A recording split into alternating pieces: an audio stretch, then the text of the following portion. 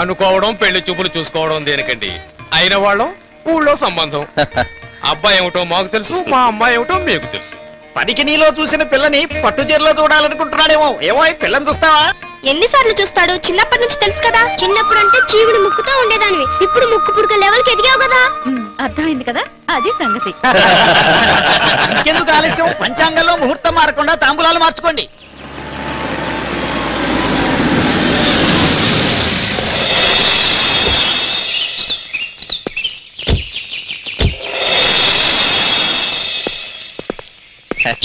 నమస్కారం అండి.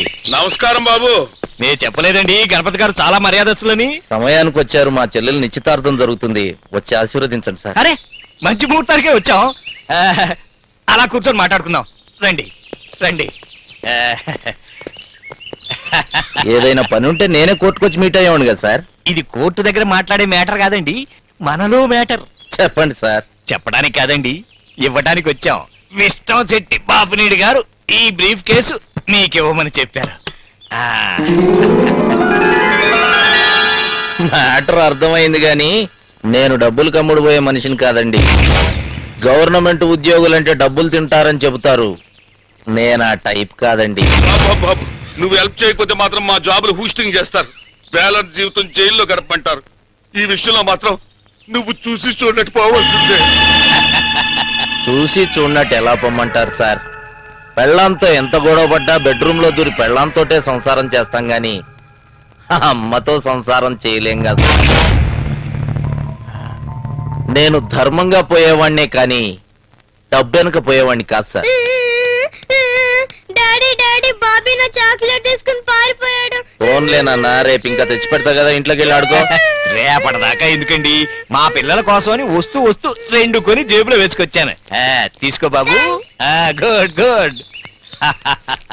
చూసారా, లంచం ఇస్తే పిల్లవాడు కూడా ఏడుపాపాడు. పిల్లవాడి ఏడుపు రేంజ్కి చాక్లెట్, ఆడపిల్ల రేంజ్కి చీర, ప్యూను రేంజ్కి ఓ 10 రూపాయలు. అలాగే మీ రేంజ్ ఏంటో చెప్పండి, ఏర్పాటు చేద్దాం.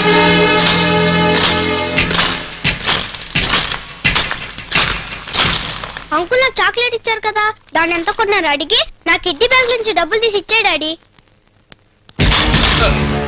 రాయర్ గారు, చాక్లెట్ ఎంత చెప్పండి సార్. ఎంతో? 10 రూపీస్. తీసుకోండి సార్, తీసుకోండి సార్, తీసుకోరా గూట్లే.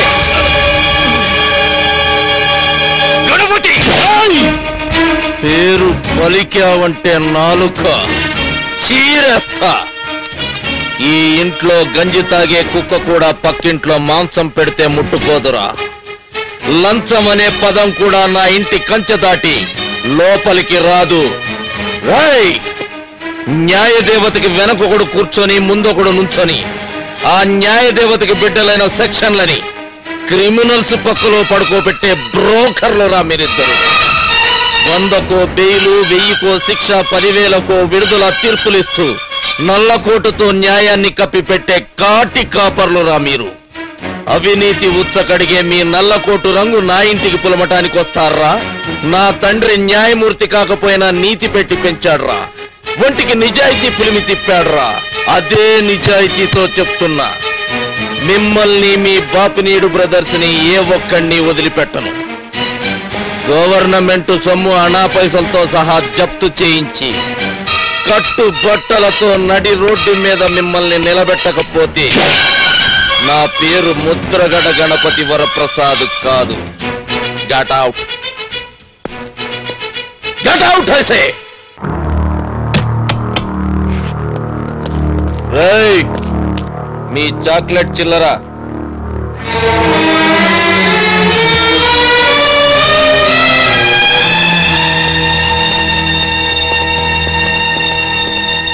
క్షమించాలి, తాంబూలాలు మార్చుకుందాం. మీతో సంబంధం అంటే చాలా కష్టమయ్యా. రేపు కట్టమడినా మావాడిని ఇలాగే. అయ్యయ్యో, అదేం లేదండి. మీ గొప్పతనం గురించేనయ్యా మీ సంబంధం కలుపుకుంటున్నాం. ఈ రోజుల్లో బియ్యము, చింతపండు, పంచదార రేషన్ పెట్టి అమ్ముతున్నారు. బయట 10 రూపాయలు ఎక్కువ పడేస్తే దొరికి అవి కాదు బాబు మనకు కావాల్సింది.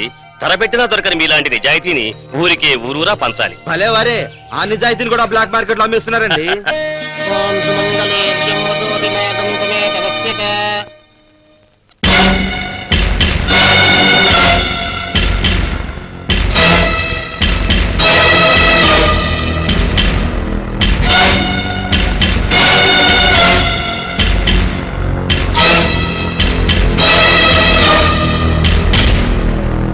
సాక్ష్యాధారాలు పరిశీలించిన మీదట విష్టంశెట్టి బాపినీడు అతని సోదరులు, వారి తరపు ప్లేడర్ వెంకటేశ్వరరావు జడ్జితో కలిసి చట్టాన్ని తప్పుదారి పట్టించి అక్రమమైన రేటుతో ప్రభుత్వ ధనాన్ని కాంపెన్సేషన్ రూపంలో శాంక్షన్ చేయించుకున్నారని కోర్టు నిర్ధారణకు వచ్చింది.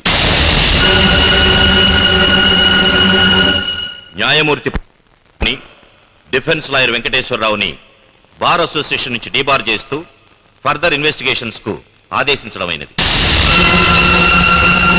విష్టంశెట్టి బాపినేడు బ్రదర్స్ నుంచి ప్రభుత్వ ధనాన్ని స్వాధీనపరచుకోవాలని, అలా చేయలేని పక్షంలో వారి ఆస్తుల్ని జప్తు చేయాలని ఆదేశించడమైనది.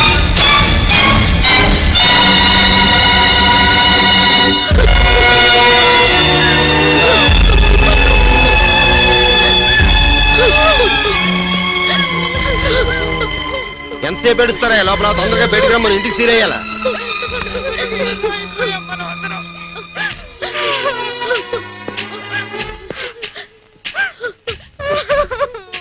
తప్పదమ్మా, ఖాళీ చేయాల్సిందే. ఖాళీ చేయాల్సిందేనా ప్లేడర్ గారు? ఖాళీ చేయాల్సిందేనా? రైతులకు ఒక్కొక్క ఎకరానికి 25,000 చొప్పున ఎక్కువిచ్చి 1000 ఎకరాలు డౌట్ లేకుండా కొన్నందుకు ఇచ్చిన డబ్బు, కోర్టు ఫీజు, అదీ కాక ఫైన్, మొత్తం కలిపి 11 కోట్లయింది సార్. 11 కోట్లు. ఇల్లు మన ఆస్తులు మొత్తం అమ్మినా కూడా 10 కోట్లు. ఇల్లు ఆస్తులన్నీ వదిలి వెళ్లాల్సిందేనా? జిల్లా కొని నా పేరు పెడుతున్నారు. చివరికి పిల్లలకి జీడీలు కూడా కొనిపెట్టలేని స్థితికి వచ్చాం. చీరల మీద మరకలను బట్టి మడ్డర్ల లెక్క చూసుకుంటాననే వాడు నా మొగుడు. కనీసం ఆ చీరలైనా వదలమనండి. అక్క, అది మా ఆయన బీరు తాగించాక. అక్క లేదు, తొక్క లేదు. ఇక్కడ హౌస్ లో గెస్ట్ హౌస్ లో పోతుంటే మా ఆయన పెగ్గేసిన జగ్గు, మా పిల్లాడికి నీళ్ళేసిన మగ్గు, మా ఇంటి ముందు వేసిన ముగ్గు అని ఏంటే వెదవగల? లాయరు వెళ్దాం పదండి.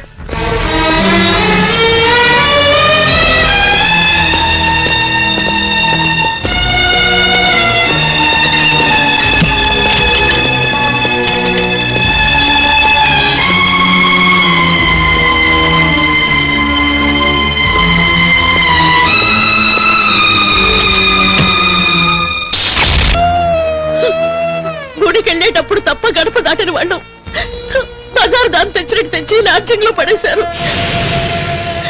ఇళ్ళ కొంచెం చల్ల పోయించుకునే వాళ్ళ దగ్గర నుంచి మన బ్రతుకుని తెలిసిన ప్రతి వాళ్ళు మనం బజార్లో పడ్డామని దుమ్మెత్తి పోస్తున్నారు. అయినా మొగుని తేవయ్యా అంటే మగతనం లేనాడు తెచ్చి చచ్చాడు మా అయ్య. పెళ్ళాల మీద అరిస్తే కాదు, మనకి గతి పట్టించిన వాడి గుడ్డి కూడా పీకలేక మగతనం చచ్చి ఇంకా పౌరుషంగా మాట్లాడుతున్నారా?